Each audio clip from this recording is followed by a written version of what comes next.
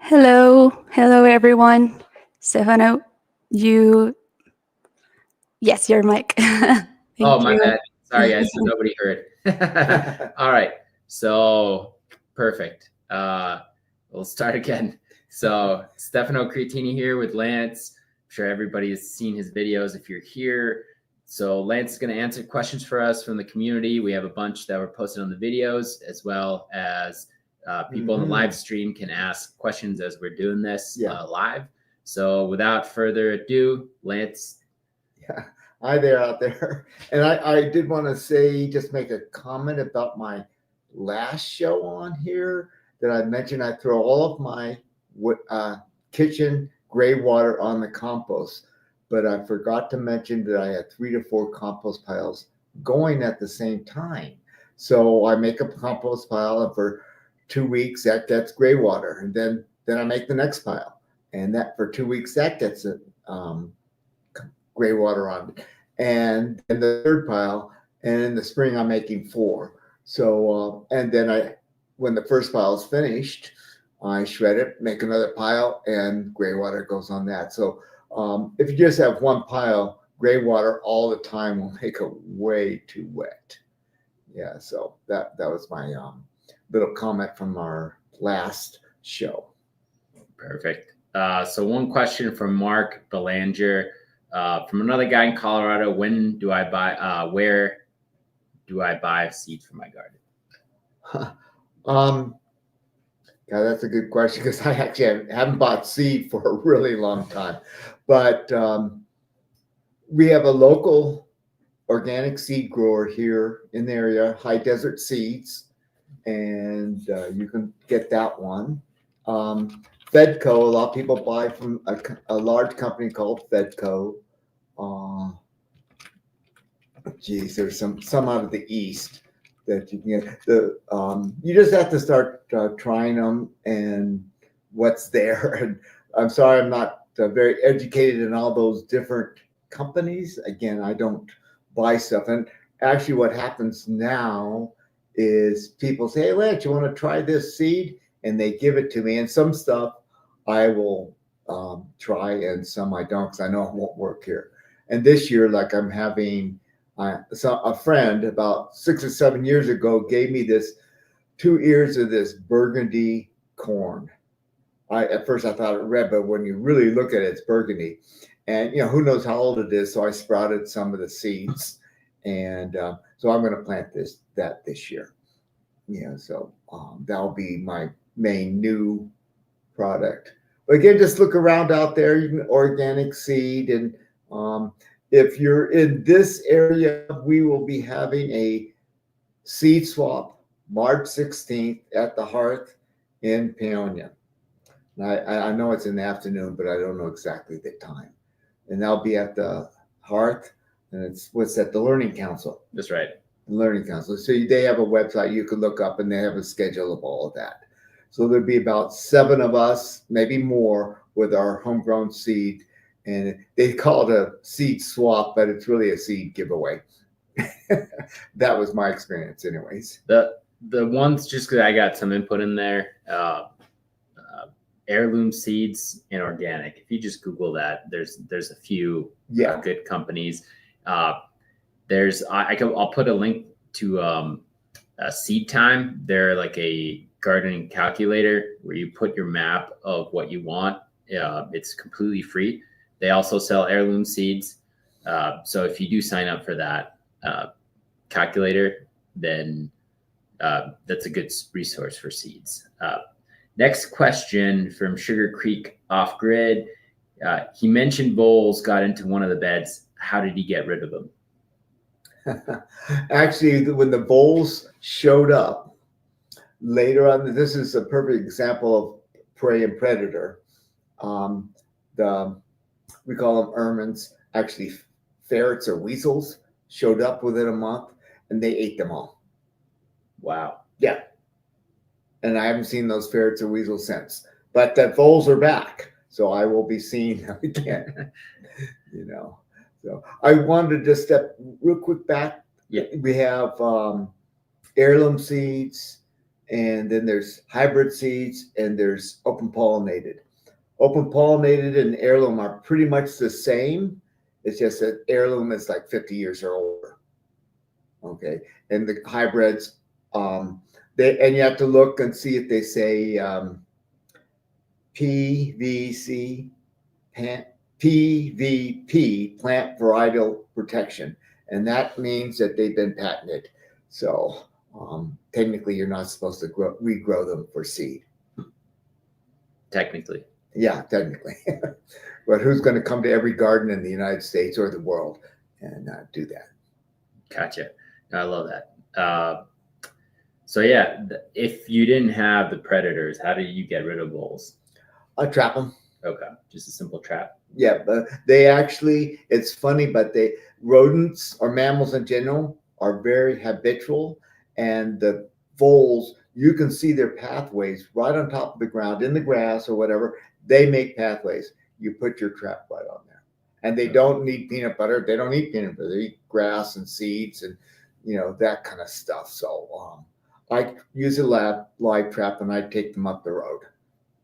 Perfect. Last question, Renee Bulkley from this section.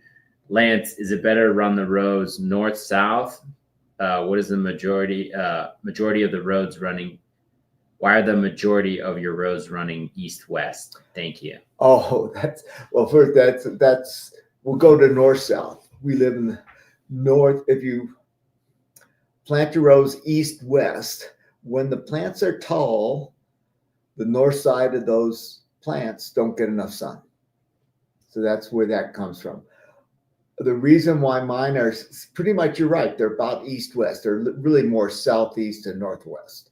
And that's the slope of my land. And it's as simple as that. So if you have a steep slope and it's just regular ground and it's best to go north-south. And the sun, the only place where it's shaded is at the very north end. That's what that is. Gotcha. Okay. John Jude was asking, he's in zone 6A, so not too far from us, starting to begin onion seedlings am I on time? Onion seedlings. What right now he started them? Yeah. I wouldn't be surprised if be okay. You're just going to have to bump them up to a larger container at some point. And people really like doing that. And depending, you say it's from here? 6A. So what? 6A. Like the growing zone, 6A. I don't know that one. I mean, we're at 6B. Okay. So it's not too far. Yeah. A little bit warm, colder. Yeah, I don't understand those things yet. But they changed all of those, and I need to educate myself on those things. I see the 6A now and starting to get onions. It's okay. They take slow time. The other thing about onions is they can damp off easily as seedlings. So don't water them extremely. Keep it a little on the dry side. And then Chris was asking, have you ever considered livestock? Because you don't have any animals, right? I'm a vegetarian, so no. Okay. Livestock. And the reality is I don't have irrigated land and pasture. That garden is out of a well. So Just require much more water. well, you got to irrigate pasture, or once you do that, you're going to have livestock. You're going to have to feed them some hay. So therefore, you're going to be buying hay. In my situation, I'd have to buy hay. Yeah, gotcha. Do you have any water collections systems in place? Not now. No. I could, but gutters up pretty easy. The state of Colorado still thinks that they own the rainwater. So it's actually, if they find out or you're doing extreme, it's not encouraged in the state. Let's put it that way. Yeah, it's only legal if you get caught. Yeah. All right. What strategies, techniques do you use to extend the growing season and climb with such extreme temperature swings? Well, what I'm really doing is I plant what's seasonally appropriate. So I actually don't use any row covers or grow tunnels. I start planting in March, and I'll plant spinach and lettuce and cilantro and green onions and things like that. And as the season progresses, I add more. And and I direct seed everything. So I'm not one that has all those potting things. And so that's how I do that. And if a really hard frost is coming, I have lots of tarps and I cover everything. Simple as that. I just and I cover them in the morning and stuff. And then the fall time is more of a problem. And again, I just throw tarps over everything. And I have enough, and it takes me about an hour to throw. 1 million pumpkins is asking onion seedlings indoor or out? Me? Yeah, I guess. Do you do them indoor? Outdoor? I direct seed outdoors, and they don't like extreme cold. So maybe mid-April, I plant seed right in the ground. Now, I don't get huge, giant onions. I get at best baseball size. Yeah, that's pretty decent though. Yeah, that's still yeah, something to take enjoy at home. Mm-hmm. And so I guess let's start with the beginning question, which it's kind of answered in the long video. But what are your first crops you start out with, and when do you plant them? Well, again, spinach, lettuce, greens like that. You could plant. Let me see. Oh, you want some flowers? The sweet peas, the Ides of March, which is March 15th. I do sweet peas. And let's see.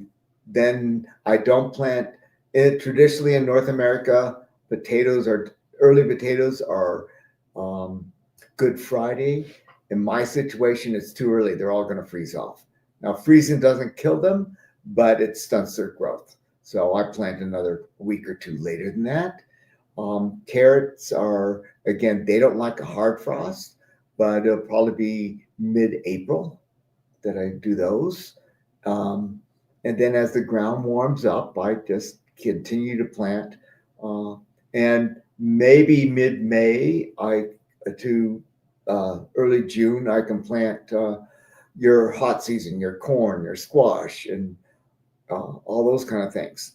And what I'm doing with carrots, I'm going to go back to carrots, is I plant bedded carrots, and it takes this early season takes about 3 weeks to come up.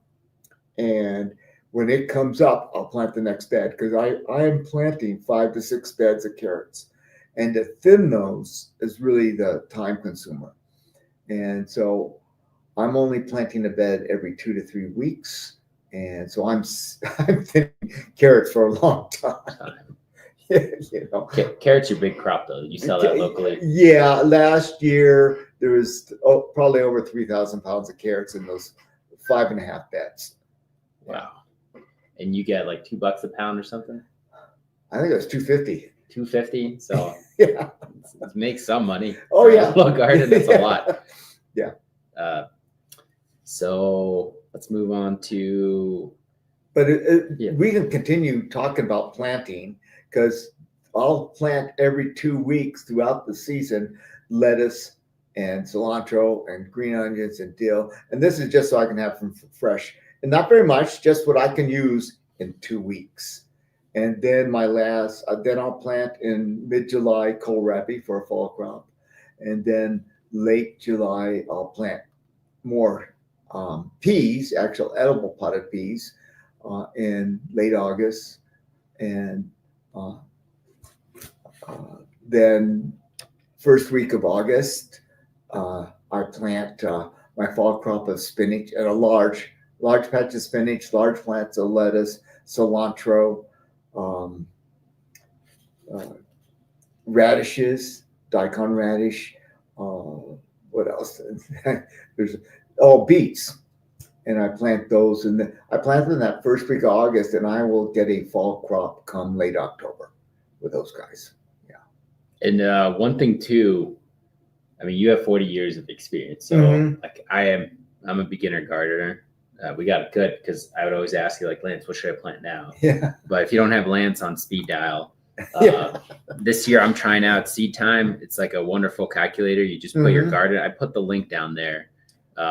It's a free account, and it tells you tell it what you want to plant, and then you put your zip code, and then it tells you what you should start to be planting. And then if you want to do indoors or outdoors, and then it'll just make it. And then if you want it throughout the season, and if it's cold season or not, it'll just automatically take out the summertime. So like broccoli, you're not growing in the middle of the summer, things like that. So for newbies, it's a great addition. It's all new technology, but something I recommend. You know, and if they want the direct question, the radio show. As the Worm Turns, we will start again. It'll be our 12th year. As the Worm Turns, kvnf.org, and you can email or call that show. I will share the link to it. Yeah, and stuff. So, and you can ask directly because that's part of my thing. Is it's people say, "What's the topic?" The topic is whatever's going in the garden at that time. It's once a week. And that's once a week starting February 5th. Oh, nice. 6 o'clock Mountain Time. So we got a few more questions. Sure. 6A is mid-Ohio. Thanks. Where are you? So we're in Hotchkiss, Colorado. John, little piece of paradise out here. Yeah. Western Colorado. Next question. Chilo, Son of Battle. Love that name. Do you have any recommendations for growing in the clay of Southern Colorado? Oh, well, clay's wonderful stuff. If you notice in the springtime, the ground will be really soft from the freezing and thawing. And that's when you want to incorporate all your organic matter. And at a certain point, even in my garden, 40 years of working there, there's still a point where it turns hard.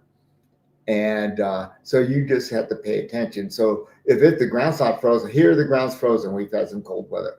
So, but if your ground's not frozen, you can always start now. Yeah.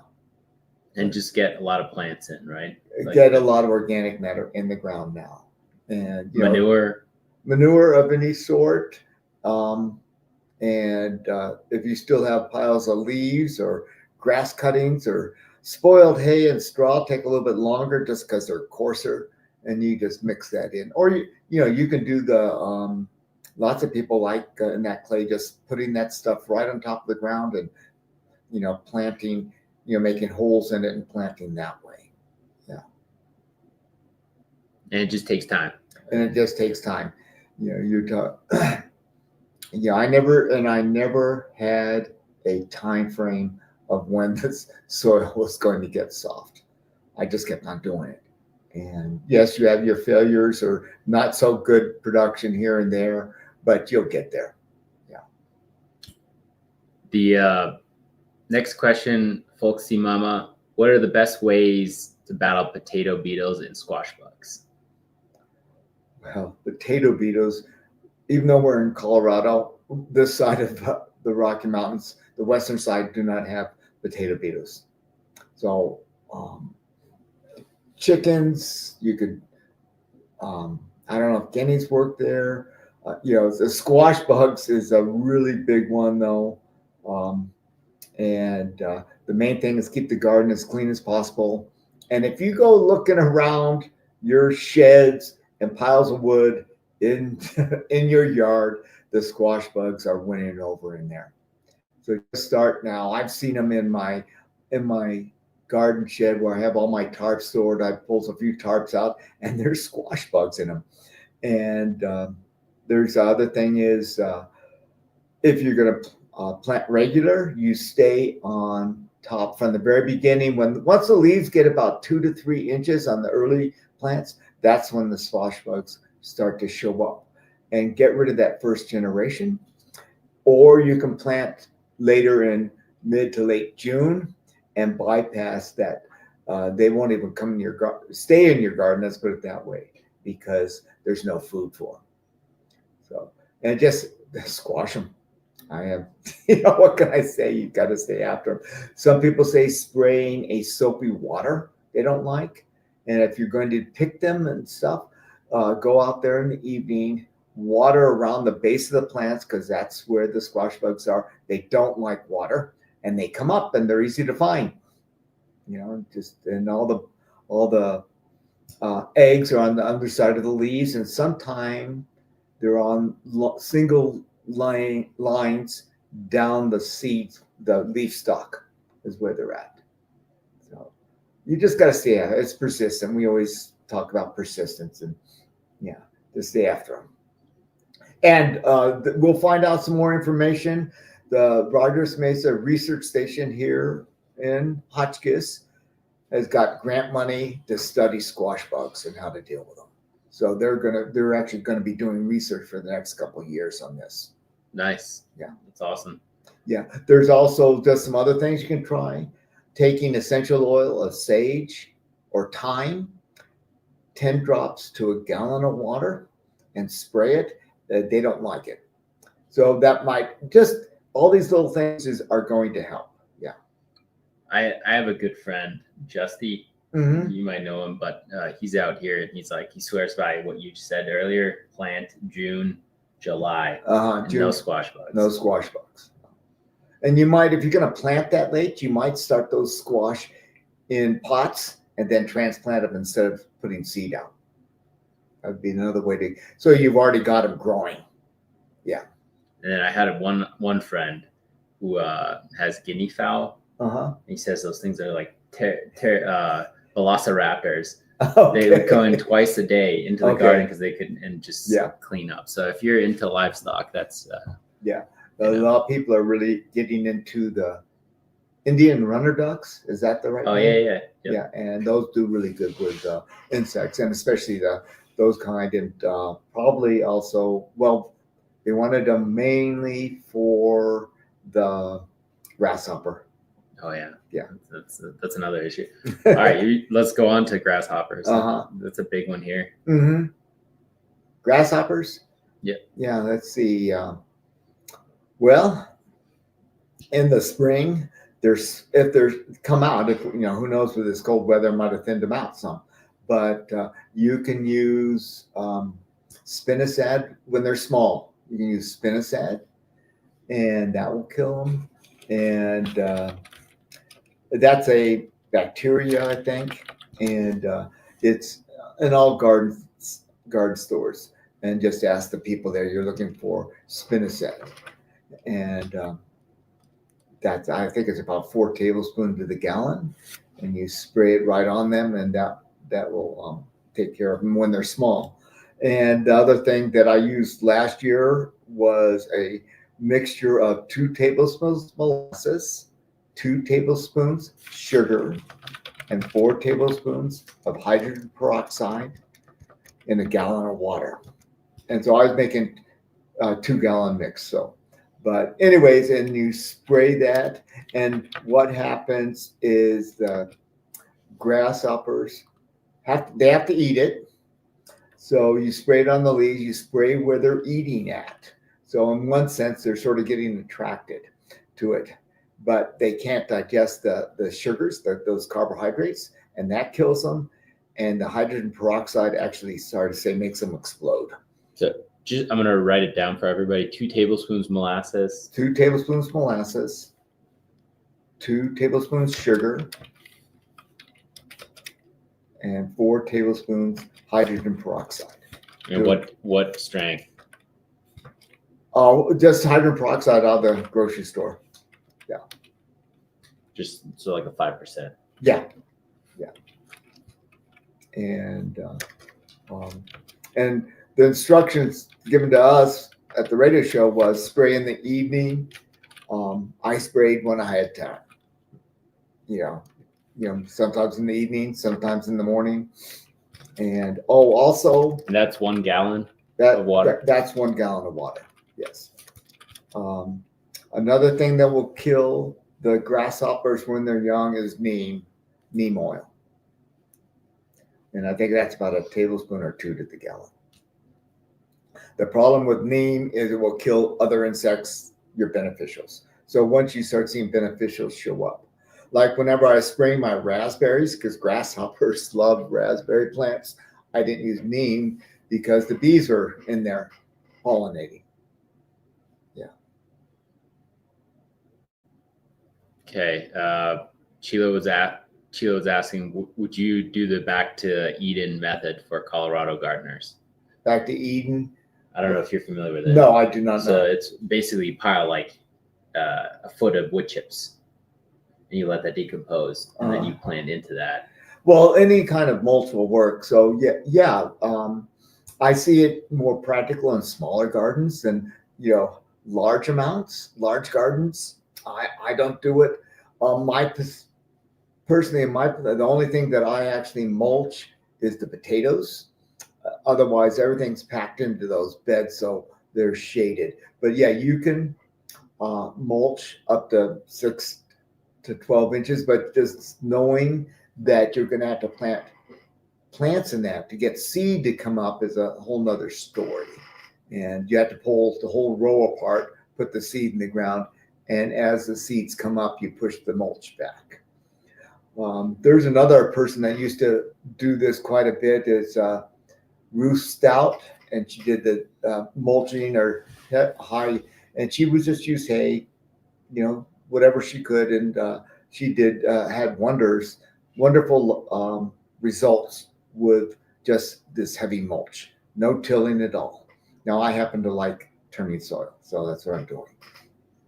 Yeah, and that's one thing too I've noticed in like the first video, people are like, oh, that's not permaculture, but it's like you're not debasing your water resource because it's runoff from rain. Yeah. Your well is staying there, and your soil is improving every year, and you're not bringing inputs from a lot of inputs really from anywhere else. No, it's all from, so it's like that is a permanent system. It works for you. Yeah, it's 30. I started that garden in 1987. So, and and I've done cover cropping, and I'd still do a little bit of cover crop, but mainly it's a late summer cover crop, and compost. The only place that I spread manure may be the corn patch is the only place I spread manure, and I usually do that in the fall So it has the season, the winter to break down. And what has happened over the years, the soil's gotten good enough. So all those beds that you see in the actual regular beds where I plant the onions and carrots and all that kind of stuff, they get 7 wheelbarrows or more of compost for the season. The next year, just my rotation is all those beds are now row crops. I do not fertilize row crops. That soil is so fertile that I just let them go, and I've not gotten to that point where I don't need to fertilize every year. It's every other year. And every other year is those beds. So, Mariana had a question. I really want to make vermicompost. How can I start? Vermiculture, that's worms, right? Yeah. Yeah. There's some sort of containers you can get for that. You'd have to look that up. And normally people start that underneath their kitchen sink. So they throw their compost, kitchen waste in there and stuff. And here it's too cold to do it outside. So it's going to have to be inside. And then you can move it outside. You know, if you're in a warmer climate, you could do that outside. And you'd make containers out of wood, and you would throw all your organic matter right on top, wet it down, inoculate it with the worms that you want to use. And then you have to either, I had a brother-in-law, and he actually got old carpet to set on top to keep it moist and the sun out of it, because they don't want to be in sunlight, but you could also mulch on it. And that's how you feed the worms. You just add more organic matter, whether it's hay, leaves, grass cuttings, your kitchen waste. One thing that I used to do when I was in Southern California is I'd go to the fish market and get all their trimmings and use that in the garden and compost. So there's all these different sources that you can get this kind of stuff for. Yeah. Yeah, especially a lot of people have industries like sawdust, And there's sawdust, mills, landscapers. If you live near a big city, I mean, you have so much resources. Like here, it's a battle to get wood chips. You know, you're fighting your neighbor. Yeah. You know, it's like I had a neighbor, and he happened to stop, and he had a big dump trailer, and he'd been hauling from the other neighbor down the road, and he's a tree trimmer, and he had all of his wood chips, and every winter he put them in the big pile, and I thought it was just burning brush, but it actually turns out he was burning the huge pile of wood chips. wow. And this neighbor, who was straight west of where this guy was, he was getting all the smoke from this fire. So he went with his big dump trailer, and he got 20 loads. He got the entire pile. So we don't have to worry about that pile being burnt. And he's going to use it around his trees, his permaculture pipe stuff. And I don't know how deep he's going to put it, but yeah. And going back to Chilo's question about the back to Eden method, I did it in Durango, and it was like the bright red clay. Mm-hmm. And it took like 1 year to really start develop that in between layer. Oh yeah. Into black. And once it did that, then it really started taking off. Like the rain would go right in through there. But you run into issues is like, we don't have enough rain here. So unless you can irrigate, the rainwater never makes it down, especially if you're 12 inches by the time, and then it dries off. So just keep that in mind if you're going to do that method. And then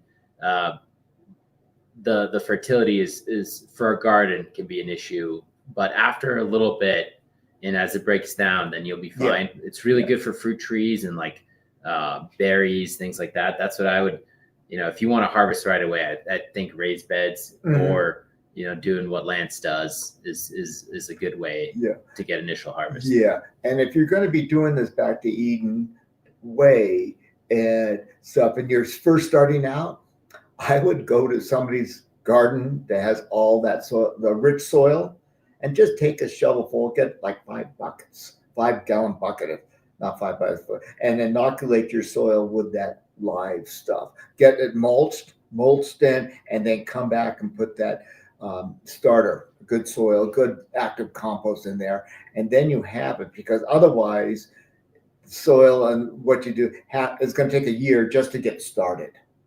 And this is just like yeast or sourdough starters and bread.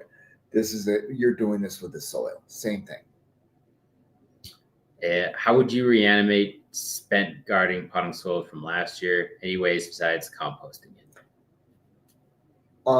Well, I think that you could probably put new compost type stuff in the pot, but I haven't seen anything that really works except getting new stuff. Gotcha. Yeah, just put it right back. Put that old potting soil after a year or two, put it in the compost pile. You know, it's developed a lot of salts from the watering of it, and it might have lots of bugs, sow bugs, earwigs, you know, all those kind of things in there. And there might be some soil-borne diseases, maybe even damping off. There's some fungus. There's a fungus gnat, I think, that gets in there. So I would compost it, you know, after a couple of years anyways. Yeah. Are there any manures you would avoid putting on your garden? Well, me personally, I won't touch chicken manure. It just has too much nitrogen. So if you're going to use chicken manure, then I would make sure you have a lot of carbon with it. You know, in other words, hay, leaves, maybe some wood chips or sawdust.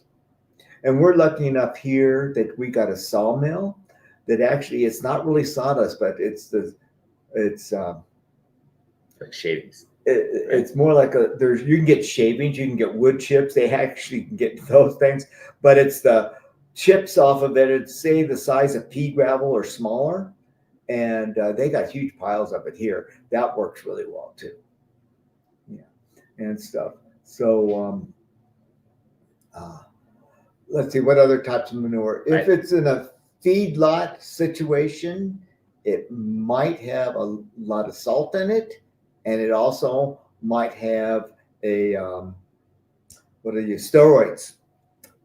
Steroids, they use steroids and antibiotics in the feedlot situation. So you really need to age that manure, get it composted, whatever, before.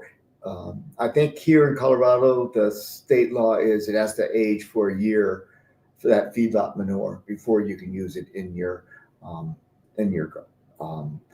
organic applications. Yeah.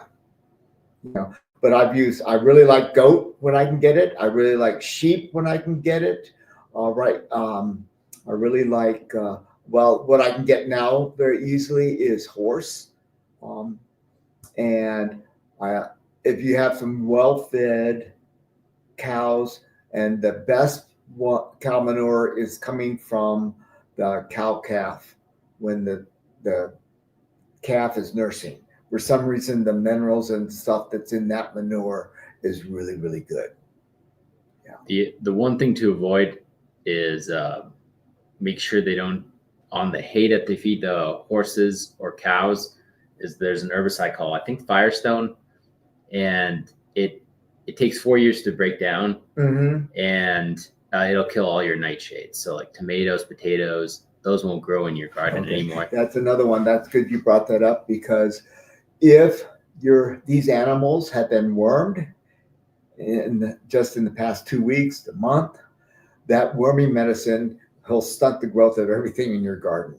So you need to ask the people that you're getting the manure from, unless you have your own animals. You need to ask them when was the last time they wormed their animals, especially the stuff they're really using on horses will stunt your plant growth for 2 weeks to a month.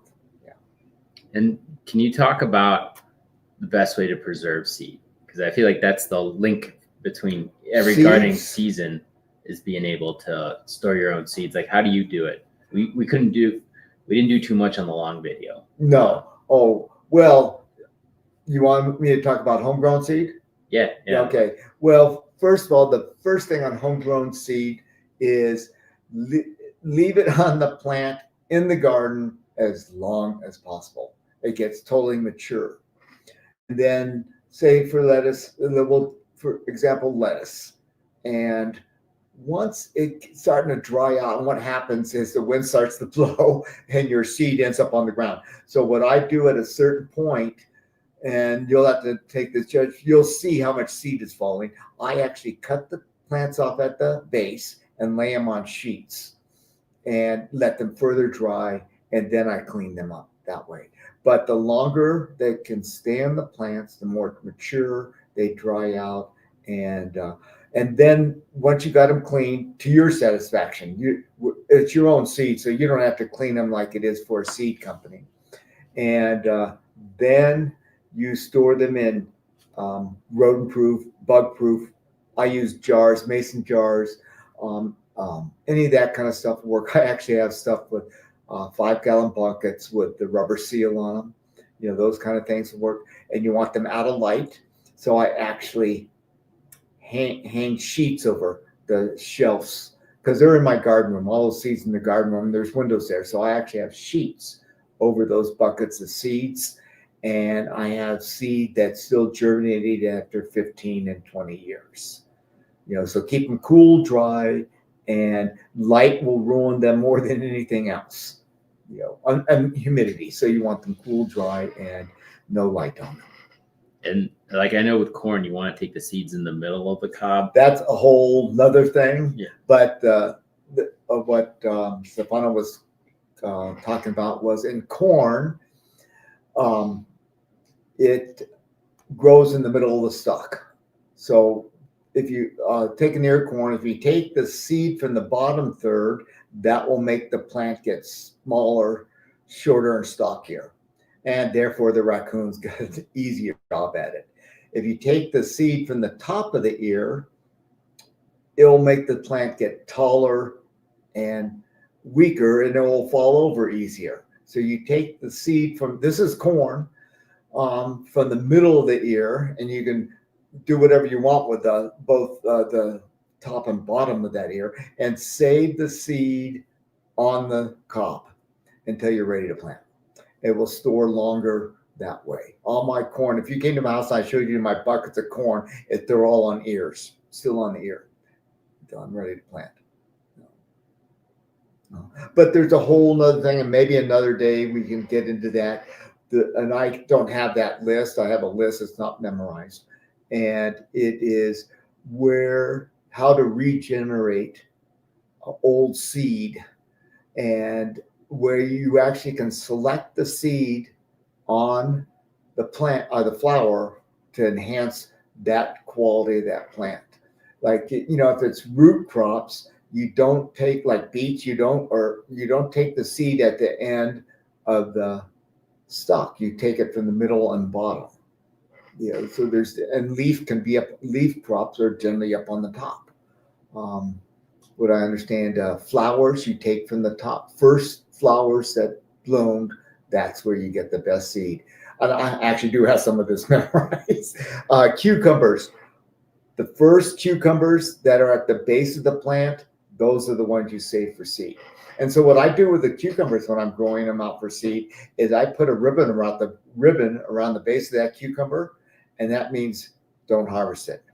You know, and it can be any type of ribbon. You know, Yeah, how long do you wait the cucumbers till all the way? Because they will turn an orange yellow and get a hard rind, and they're really bitter. Oh wow! Yeah. So if I was growing those cucumber seed crops, I probably wouldn't harvest them till October. Oh wow! Yeah. Okay. You just let them keep on going. Again, the longer you leave them on there, the riper and more mature the seed is, and then you have to clean them. I think you ferment them for a day, just let them soak in water, and the next day I rinse them off. And I put them on, to dry them out, I actually put them on like cookie sheets, regular old plates. You don't put them on paper plates or paper towels because they're all going to stick. You use these other things. We all have old cookie sheets and things like that around. Yeah. Yeah, and cucumber seeds are so expensive. Is it? Yeah, like one little packet is like $5. I have one right there. And you're just like, you only get 12 seeds in there. Yeah. It's crazy because if you do what you just said, you'd save yourself $15-$20. And one thing I bet you there's if you grew just some like one crop of cucumber seeds, you'll have enough seed for the next 10 years. It's simple as that. Wow. So yeah. I mean, and you would agree with this, there's like a hierarchy of gardening. Like the first thing is put plants in the ground. Yeah. And the second thing is get those plants to give you a good harvest. Mm-hmm. And then the third is like, how do I avoid the seed cost? Yeah. So that, it feeds you, right? Like, yeah. And it just happened. I was just planting and buying seed and plants just like everybody else. And then except that I was doing double dug beds and compost and all that kind of stuff. I was not using any chemicals. And then, oh, look at that. That lettuce plant went to seed. Let's see what happens. And then, or the real easy plants, all your pole beans and bush beans. Very easy to collect seed from. And there's a place to actually collect seed from, this position on it and stuff. But you can, all these different things, they're really quite easy. It's just part of it. And, like the biennials, that gets a little bit more tricky. That's onions and, carrots and beets and Swiss chard. And so you have to store those or somehow winterize them. And that's just a matter of taking the best ones in the fall and storing them. It's really quite simple. And then you plant them back out in late March, early April. It's when, at least that's when I do it. Yeah. So last question I have for you, Lance, before we end this is, what does your diet look like throughout the year? Like, what are you eating right now in the winter? Oh, and then how does it progress? Okay. So I'm doing my winter diet. Okay. The salad, well, I'll tell you what I have. I have potatoes, I have onions, garlic, winter squash. I have carrots, beets, kohlrabi, radishes. What else? Is there anything more like that? And so my winter salad is chopped up cabbage, grated carrots, beets, kohlrabi, daikon radish, maybe a pinch of salt and some olive oil. That's my winter salad. And then of course I have all these. I have all my dry beans. I have 15 different varieties of dry beans. So there's always a pot that's been cooked up. The potatoes I roast. The squash I bake or roast. And the grains I do polenta every other third day. I have polenta for breakfast. And I brown that up. And right now I'm using Hopi pink corn.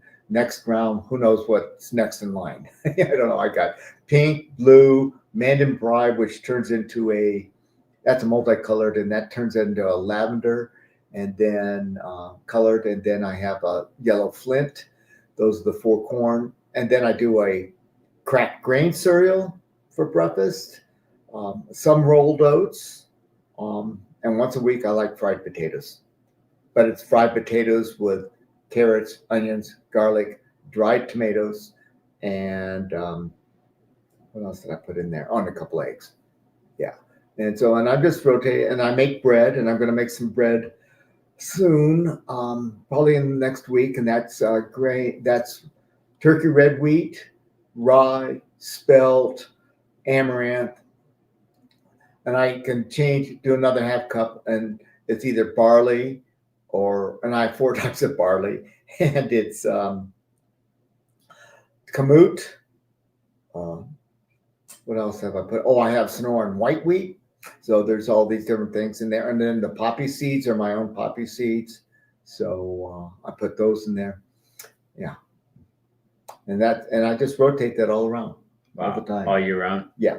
And then during the summer, as I go into spring, I'm eating more lettuce, spinach. It changes, and then it's just all greens and whatever. And you always have. I've worked it out that I always have potatoes, and I always have onions and garlic, and that's storage in the right different onions and garlic and potatoes store for different lengths of time. So one issue I had is my potatoes. They all started sprouting. Is it because I didn't keep them dark enough? Is it sprouting in the container in my cellar? Yeah. Well, I suspect there's not enough air circulation. Okay. And I don't know how cold it is in there. Not cold enough. Yeah, because mine aren't sprouting at all. Okay. Yeah. I'll have to work on that. Yeah. Real quick, Andy said, I watched a 3-hour video. Your gardening is so inspiring. I'm in zone 5B. on the east side of the Rocky. I hope to grow a tenth of what your garden looks like. Thanks. And then Chalo said the same thing. So guys, thanks so much for coming in. You know, in future, Lance, I hope to have you here once a month. Yeah. If we can get you, and bring any further questions. People, you know, we're going to start gardening soon. So people are getting ready. I mean, people in Florida are already going at it. So. Yeah, my friends in Southern California were starting their tomato and pepper plants. Yeah. You know, so. And they call that gardening over there. Okay. But anyways, thank you guys so much. And we'll go from there. Thank you, Lance. All right. Thanks. Have a good one.